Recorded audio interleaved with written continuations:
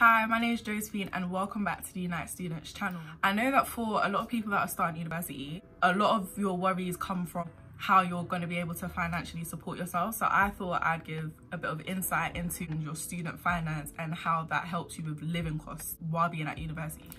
So student finance is what helps pay for your university. I know that not everyone applies for student finance or not everyone is eligible for it, but if you are eligible for it, you can also apply for a maintenance loan. How student finance works is basically the less money you have, the more money you can apply for to help you with your rent and living away from your home. Not everyone is entitled to the same amount, but please do bear in mind that not everyone will receive the right amount of maintenance loan in order to pay for their rent. In some cases, you may be short of money to pay for your rent, and in some cases you may have enough money to pay for your rent and to live off while you're at university. Student finance calculates the money that they give you based on your household income. I'm pretty sure that at this point most people have their student finance sorted out, but if you don't, then one thing to keep in mind is someone that earns more will get less money from the government because you have enough money coming into your household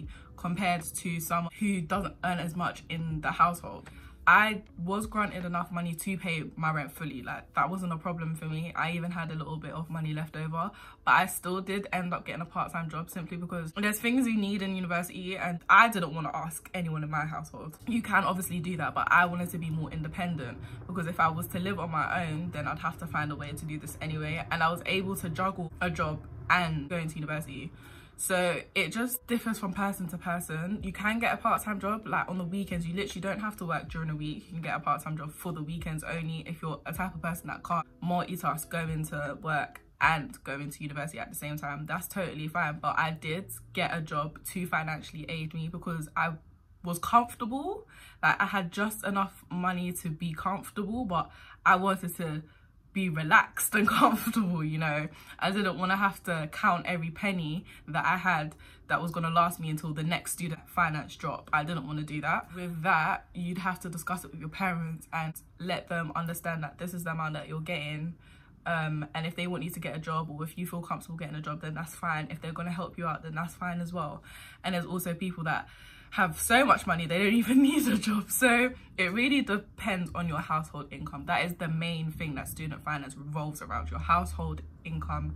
And I don't really think it differs from uni to uni. I think the city that you're based in does make a difference because the housing or student accommodation might be different depending on which city. Like for example, I could live in a Unite Students accommodation in Portsmouth and it could be less money or more money than a Unite Students accommodation in Birmingham. So I'm not sure if that's a part of it, I don't know, but I just know that the main thing is your household income. Really, when it came to actually living and buying things, I did budget because I know how much I eat because I do the shopping at home. Let's say that you live in a household of 4 people and your weekly shop is £80. Ask whoever you live with how much they can estimate that only the food that you consume is, and then you'd have an idea. But I would say budget at least £10 more than you think you would need, just in case, because that's what I did. I would say take out money weekly and not for a month, because I'm not sure how some people work, but if I have a vast amount of money for that month, I could end up spending the month's money in 2 weeks because it's there sitting there in my face, you know what I mean? So I would take out weekly budgets and divide it so that I know that I have enough for each week, and that's what I did. But I started to do that at the start when I didn't have a job because student finance money, maintenance loan money, was the only money that I relied on. So when I did get a job, I didn't really do that as much because I had enough regardless.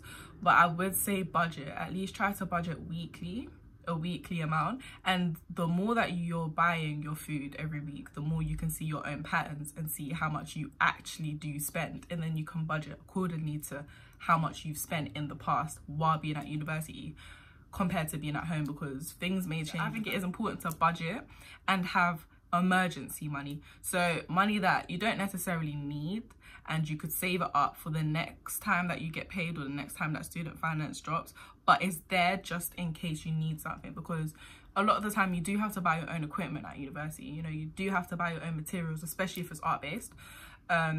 Academic wise, I'm not quite sure, but I'm pretty sure you have to buy your own books as well. So just having money to fall back on is really important, especially for little things like if your laptop stops working or your printer doesn't work, or you need to go print at the library because you don't have a printer. Stuff like that you need to account for and remember that, okay, at least I've got this money saved up in case I need it. Or even if you want to go to events or something like that and there's something happening that you really want to get involved in, but you know, it's an extra £10 for a ticket, for example, you've got that emergency money saved up. So you're not in a tight position where you can't do anything until the next time that you get paid, because that's a really horrible position, especially as a student, to be sitting in, especially when you can't get help from home or anything like that. You don't want to be sitting there waiting for the next time that your student finance loan drops before you're able to do anything.